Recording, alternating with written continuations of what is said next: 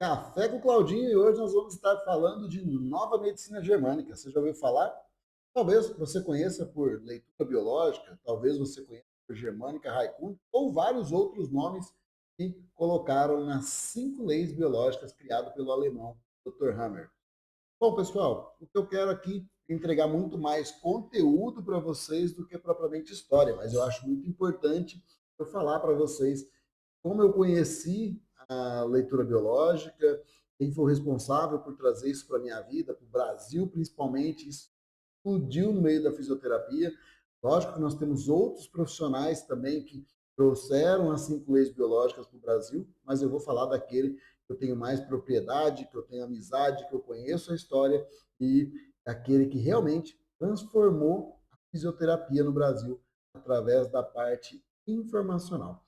Então, as 5 leis biológicas, ela tem 5 pilares específicos que vão acontecendo e tudo acontece com um porquê. Mas eu vou começar primeiro lá em 2007, onde eu fazia uma formação em Londrina e eu conheci o Emanuel Corbel, um belga. Ele veio para essa nossa formação através de um dos professores da época e aí ele deu uma palestra para nós sobre a parte embriológica, sobre os tecidos embrionários, endoderma, mesoderma e ectoderma. Pessoal, não se atente à parte científica nesse momento. Se preocupe primeiro em entender um pouco de história, e daí isso daqui vai ficar muito mais legal a gente está aprendendo. Então, eu vou chamar o Emanuel Corbel, a gente pode chamar ele de Manu, de Corbel, mas eu, em respeito, eu vou chamar ele Corbel. O Corbel chegou ali em 2007, ele deu uma palestra para nós e nós nos juntamos um grupo de alunos para começar a fazer o curso dele que ele ia trazer para o Brasil, que era o curso de leitura biológica. Okay?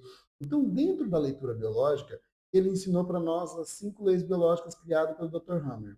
O Dr. Hammer, um alemão, um médico oncologista alemão, trabalhava inclusive com tomografias, exames clínicos, e dentro da vida dele na época, ele teve um grande problema. O filho dele estava em uma festa, eu não vou abrir muito todos os detalhes, tá, pessoal? Porque eu falo assim que não é esse o meu interesse aqui, mas ele estava numa festa e era uma festa de barcos. Em um momento determinado, ele estava lá dormindo e uma pessoa tinha uma arma e essa pessoa, pelo que eu entendi, ela estava meio alcoolizada e essa pessoa foi dar um tiro para cima, mas ela desequilibrou, deu tiro para o lado e esse tiro pegou no filho do Dr. Hammer. E o Dr. Hammer foi internado e no final ele acabou não aguentando o processo e veio a falecer.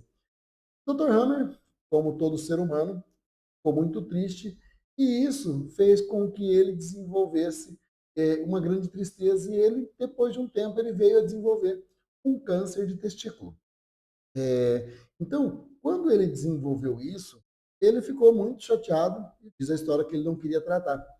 Mas ele começou a entender que existia relação entre o sofrimento que ele tinha e a área aonde a patologia se desenvolvia. Eu vou tomar cuidado em falar a palavra, tá, pessoal? Até porque tem algoritmo e tem um monte de problemas sobre isso, então eu não repito mais aquela palavra. Então ele começou a perder que todas as pessoas que tinham tido perdas muito fortes, perdas íntimas, automaticamente desenvolviam um problema ou no testículo ou no ovário, né, no caso das mulheres.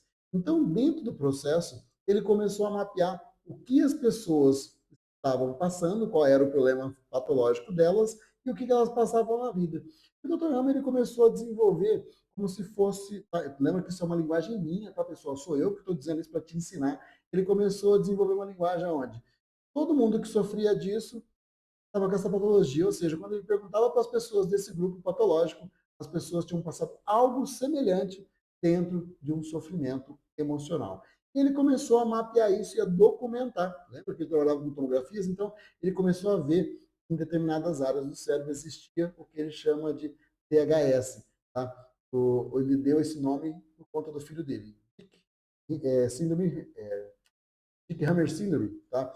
Então, dentro do processo, a pessoa, desculpa se às vezes eu errar um pouco, tá, pessoal, que eu estou entregando isso daqui de uma forma de coração, não fiz roteiro, eu quero falar sobre isso de coração, porque desde 2007 eu estou nessa área e é uma área aí que eu estou atuando há 18 anos e quantas coisas lindas eu vi acontecer através da informação, da soma da leitura biológica com outras técnicas também, mas a informação eu posso garantir para vocês você aprende a informação, você vai evitar muitas patologias e vai entender que muitas não são patologias, mas são necessidades biológicas.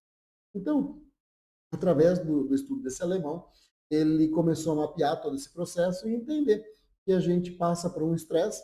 Esse estresse ele atua no nosso cérebro, corpo e mente, tudo junto, e eu vou explicar isso daqui a pouco melhor para vocês, e isso é o desenvolvimento das patologias. Então, dentro desse processo, voltando em 2007, quando o Corbel trouxe a leitura biológica para o Brasil, ele apresentou tudo isso para nós, né? Um material muito rico do Emanuel Corbel, e muitas pessoas depois pegaram esse material e, claro, começaram aí a ganhar dinheiro com isso, né? Fazendo cursos, né? Tem vários excelentes profissionais dando esse curso no Brasil, mas também tem muito picareta, né, pessoal? A gente tem que lembrar que tem gente que só copia material e não cria nada, mas enfim, né? Cada um com a sua, com a sua cruz, vamos colocar dessa forma. Então, dentro desse processo, 2007, o Corbel trouxe, ele dividiu em 4 etapas, porque um mapa, a gente só estudou o endoderma, depois só mesoderma, depois só ectoderma, e depois o que a gente chama de esquizofrenias, que são as memórias psiquiátricas, tá, pessoal? Que tem um funcionamento do cérebro. Então, a leitura biológica, ela mostra todo esse processo patológico de uma forma muito linda. E aí a gente tem o apelido de bruxo. Por quê? Porque as pessoas acham que a gente adivinha as coisas. Mas foi o Dr. Hammer o grande responsável por dizer que as lesões de ombro têm um significado, que as lesões de amígdala têm outro significado, dor de cabeça tem um significado, problemas de bexiga têm outro significado, mas baseado em quê? Pessoal, eu estou com um livro aqui, tá? Do Dr. Hammer, tá? Um livro em inglês, tá? Nós temos essa edição também em alemão, mas como eu não falo alemão, comprei em inglês. Então aqui tem toda a parte literária. Mas eu vou mostrar para vocês algumas coisas que são muito importantes. Eu só achar, desculpa, um gráfico aqui para mostrar para vocês. Então, quando a gente fala de leis biológicas, pessoal, a gente usa sempre esse gráfico aqui.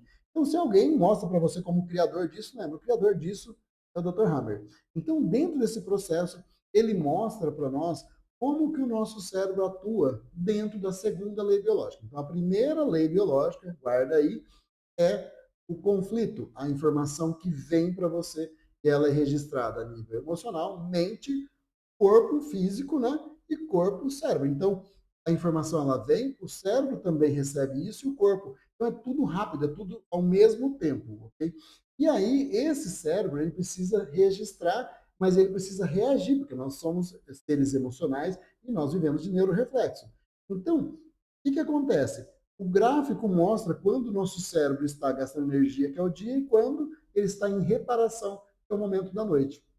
Então, nós temos uma linguagem científica que chama, nós estamos em simpaticotonia e parasimpaticotonia, tá, pessoal? É o cérebro que está funcionando, dizendo se um órgão ele precisa trabalhar mais ou menos, porque o que o cérebro sabe fazer é isso, estimular ou desestimular o órgão. Para quê? Trabalha mais ou menos. Deixa eu te dar um exemplo para a gente começar a entender o que eu estou dizendo. Imagina que você está em um determinado lugar e aparece um animal que você tem medo. Quando isso acontece, a grande tendência é você entrar numa simpaticotonia e a tua pupila faz o quê? Ela aumenta o batimento, por quê? Para você captar mais imagem.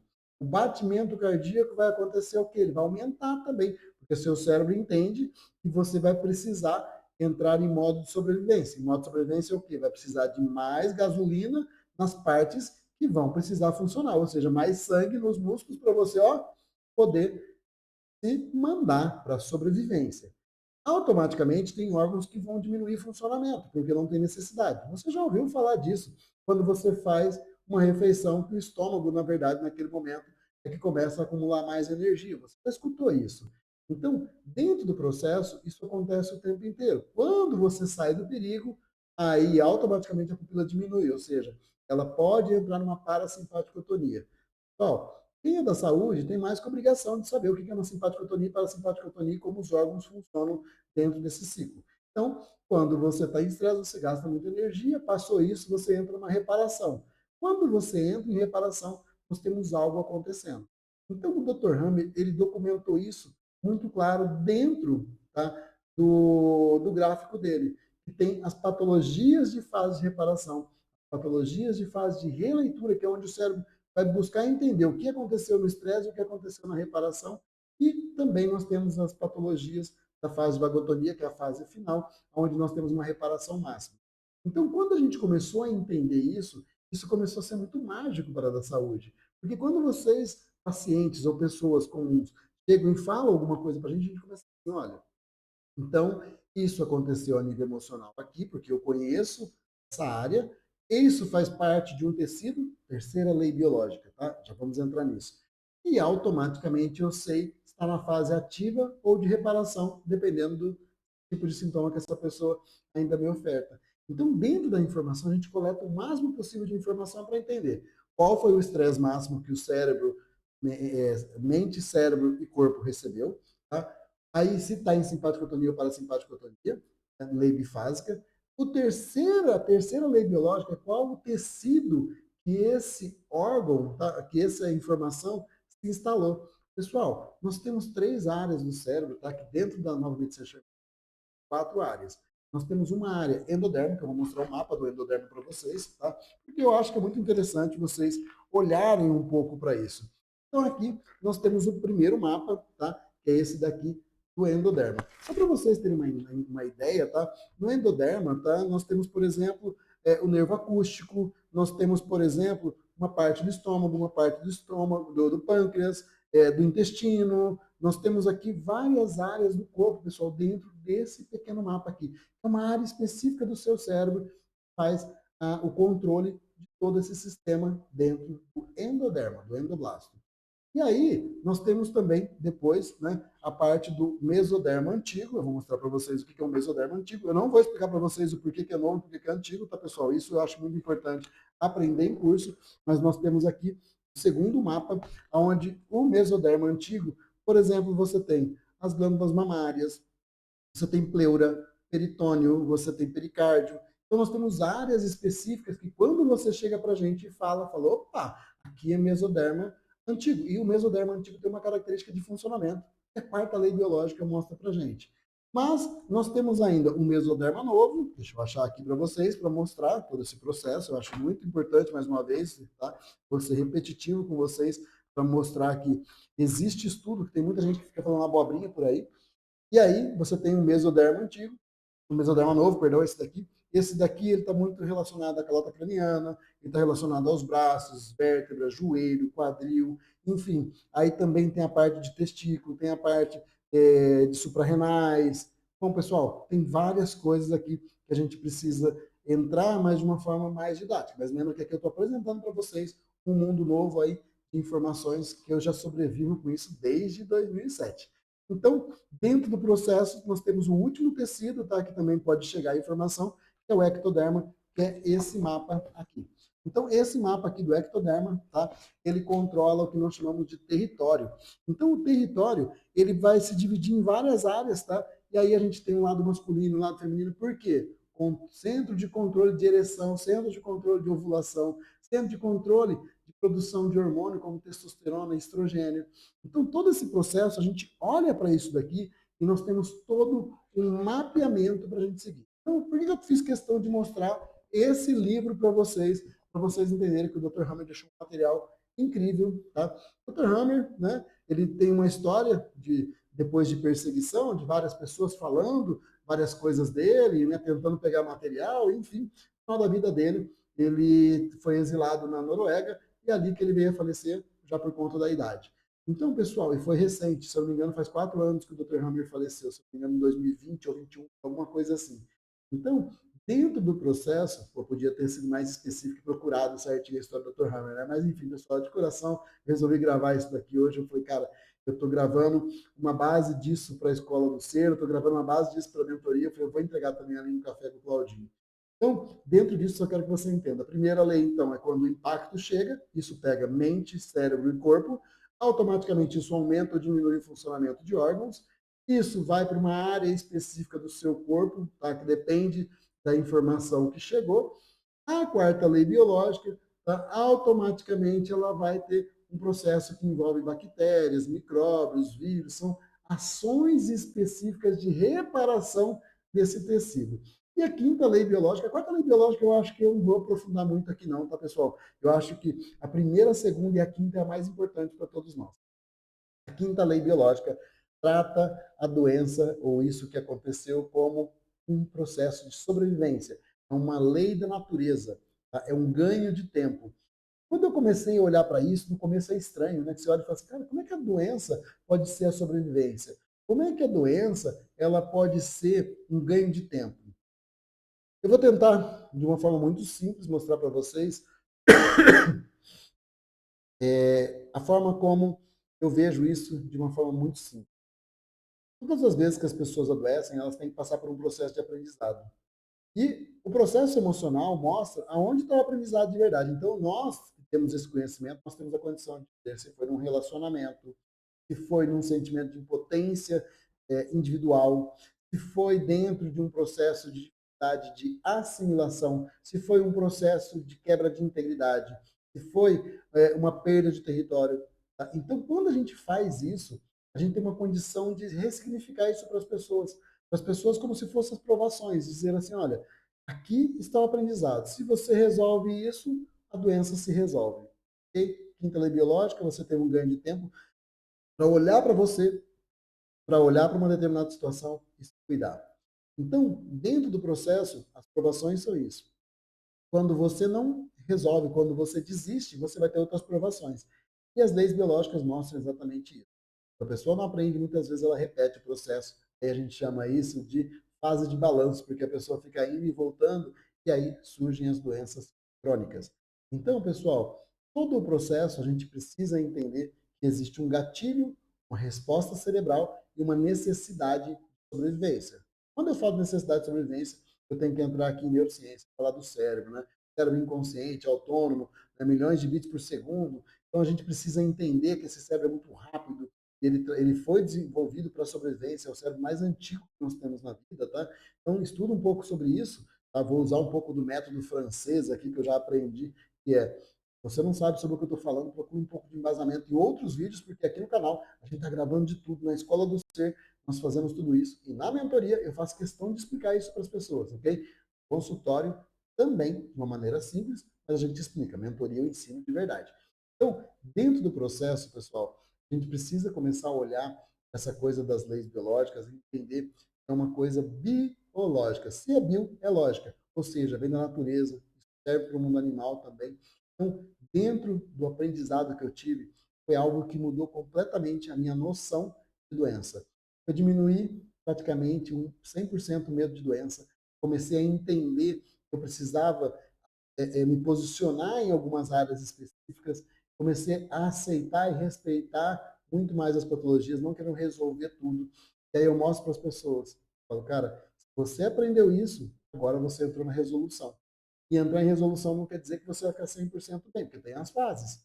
Então, dentro do processo, nós temos fase de resolução também que tem algumas coisas que nós chamamos de patologia. Dificuldades de resolução, por exemplo, você tem dor de cabeça. Então, insônia. Então, todo o processo, você entendendo esses gráficos aqui, entendendo mais uma vez o estudo do Dr. Hammer, automaticamente você entende muita coisa.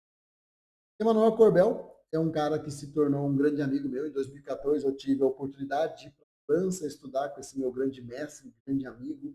É um cara que sempre que eu preciso, ele está ali à disposição. É um cara incrível e realmente mudou todo o patamar da fisioterapia através de trazer essa técnica para o Brasil. Então, pessoal, a gente precisa entender muitas vezes, tá, que existe muita acusação, muita coisa, mas a gente tem que tomar cuidado, porque tem muita informação, aliás, muita desinformação. Isso eu acho que é mais importante. Então, eu sempre faço questão de citar o criador, que é o Hammer, mas o Manuel Corbel, o cara que me trouxe a esse ponto. E não posso deixar, não posso me esquecer do Afonso Salgado, que é o cara que trouxe o Corbel para o Brasil. Então, pessoal, dentro do processo, sempre existem pessoas querendo fazer o bem, pessoas não querendo fazer o bem. Depois eu tive uma oportunidade, eu lembro que foi em 2015, que meu filho era recém-nascido, ainda era pequenininho, eu fiz em Cascavel um curso também de leitura biológica, tá, de leis biológicas, mas chamava ali de Germânica Raikkonen, que tem uma outra informação, tá, que é do Michael Lloyd, não é outra informação das 5 leis biológicas, mas uma outra história que chama de Germânica Raikkonen, enfim, assim como tem o nome Nova Medicina Germânica, mas se você quer entender sobre isso, procura mais sobre 5 leis biológicas, se você Gostou desse conteúdo? Curte, compartilha, comenta, para mim é um prazer, isso salva para você entender mais. Se você quiser mais informação, pode entrar em contato e deixa uma mensagem aqui, a gente vai entrar em contato com você, aqui tem os outros canais de contato que você pode encontrar, tem curso gravado de leitura biológica, tá? Tem toda a parte que eu explico isso para as pessoas e os atendimentos online. Então, se eu puder te ajudar de alguma forma, você entendeu que isso daqui é valioso e que isso daqui pode te ajudar, por favor, faz a sua parte. E lembra, eu não sou o único que faço isso. Tem muitas pessoas no Brasil hoje, graças ao Rami e o Afonso e o Emanuel Corbel, que também praticam esse tipo de conhecimento. Eu vou dizer para você que você entende como você pode antecipar a doença. Legal? Ou seja, só fica doente hoje aquele que não tem conhecimento. Mas a doença faz parte da nossa vida, mas você pode amenizar os sintomas e se recuperar muito rápido. Legal? Então, gostou? Comenta, compartilha, salva. E se você não está inscrito no canal, se inscreve, que isso é muito importante para mim. Beleza, pessoal? A minha intenção, lembra, sempre compartilhar. Estudo tem outro lugar para isso. Bom, valeu!